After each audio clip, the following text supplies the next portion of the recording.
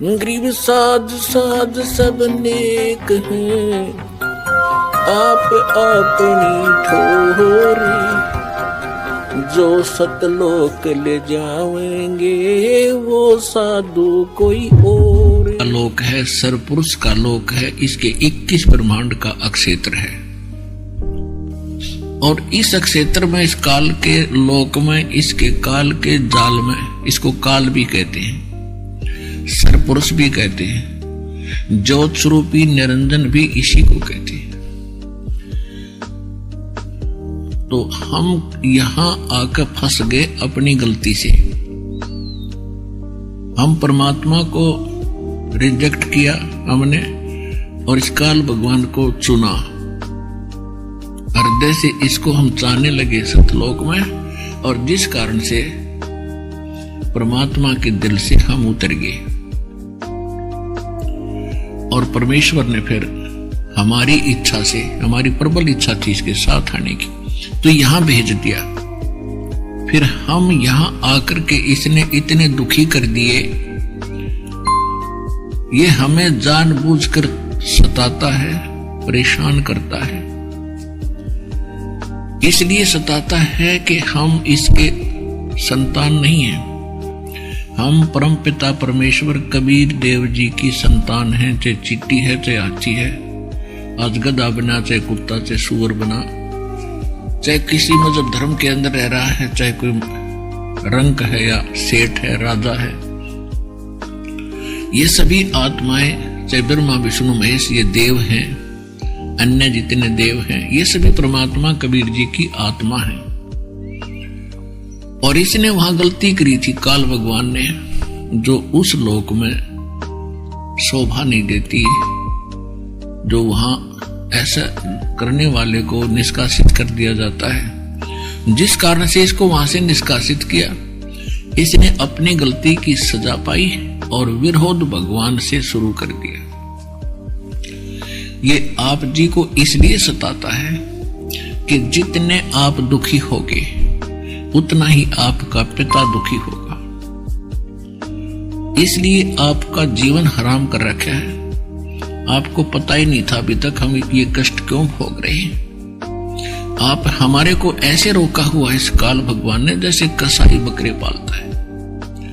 पुण्यात्माओं, प्रथम बार तो आपको ऐसा लगता है कि ये कोई कथा हुई, ये कोई कहानी हुई, हमने कभी सुना ही नहीं। भगवान बड़ा दयालु है, कैसी बढ़िया मौसम बनाया है, कैसे फल फ्रूट दिए हैं, कैसी बढ़िया कनक बाजरा ज्वार बनाई है, कितनी शीतल हवा चल रही है, दिन रात बनाए हैं और बढ़िया दरिया बह रही है, शीतल जल इनके अंदर है।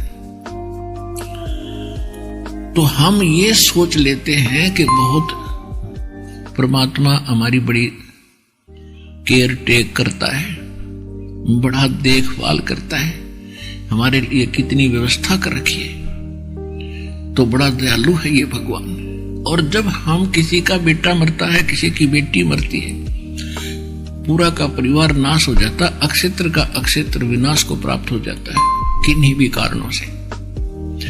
फिर हमारी बुद्धि वहां जाती नहीं कि ये कहां गई उसकी दयालुता, क्योंकि हम जीव हैं और जीव की बुद्धि का सोच, जीव की बुद्धि की सोच जीव सतर की ही होती है।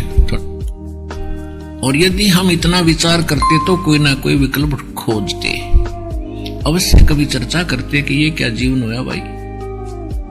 कल तक ये व्यक्ति अपने बच्चों में कितना प्यार से रह रहा था और जिस मकान को बनाने में उसने अपना जीवन न्यौछावर कर दिया, जो संपत्ति इसने संग्रहित करी और वो सारी छोड़कर चला गया। तो ये इससे आगे हम सोच नहीं सके थे और ये मान लिया था ऐसे तो भाई होया करे, ये तो होता ही है।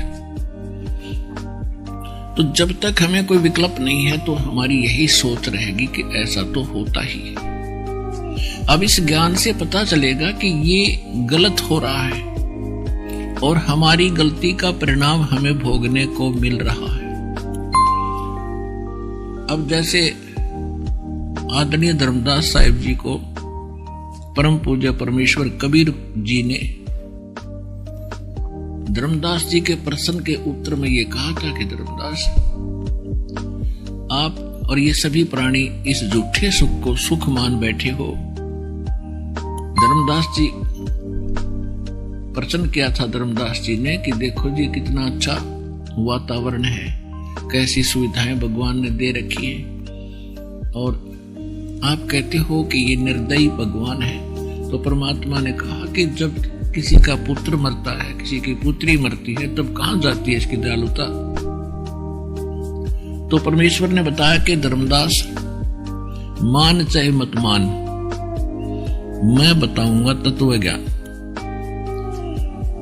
इसने आपको अपने स्वार्थवश पाल रखा है, उसके लिए इसने अपने 3 पुत्र छोड़ रखे हैं, यहाँ के प्रधान बना दिए।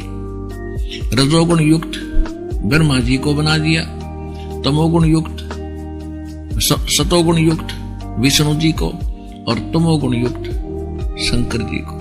और ये तीनों ही आपको आपकी उत्पत्ति का, आपकी यहाँ स्थिति यानी आरोग के रखने का और मारने के तीनों कारण है, यही कारण है। और इसका मूल निमित्त है इनका पिता। उसको शराब लगा हुआ है 1 लाख मानव शरीरधारी प्राणियों का आहार करने का, और जिसके लिए इसने अपने 3 पुत्र तुम्हारे रखवाले छोड़ रखे, जैसे कसाई बकरे पालता है। अब यहां प्रश्न उठता है तो परमात्मा ने बताया कि जैसे कसाई बकरे पालता है, ऐसे आप जी को इसने रोक रखे है। अब वो बकरे जो अमुक बकरे होते हैं बेचारे, ना जुबान उनका, और उनके लिए कसाई क्या करता है, एक विशेष स्थान बनाता है, उसके ऊपर एक झोपड़ा डालता है, शेड डालता है, गर्मी और सर्दी ओलों से बचाने के लिए।